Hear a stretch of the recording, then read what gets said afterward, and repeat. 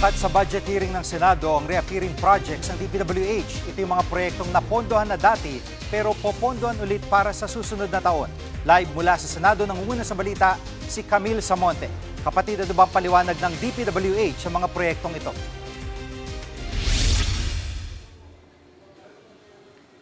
Jiggy, na-validate na raw ng DPWH ang 798 sa 946 reappearing projects sa 2026 proposed budget nito. Yan ang sinabi ni DPWH Secretary Vince Dizon sa pagharap niya sa Senate Finance Committee para sa pagdinig ng 625 billion pesos na proposed 2026 budget ng ahensya. Ayon kay Secretary Dizon, nagkakahalaga ng 11.6 billion pesos ang reappearing projects na na-validate nila pero wala raw irregularidad sa mga yan.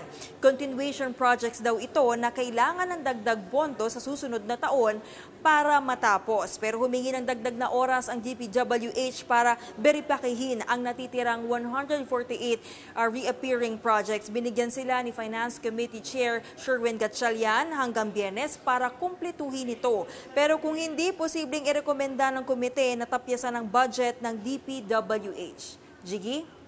At Camille, may tinapyas dati ang DPWH na 256 billion pesos na pondo. May tsansa kaya itong maibalik at kung ito'y may babalik ay paano tutugunan ng ahensya problema sa baha?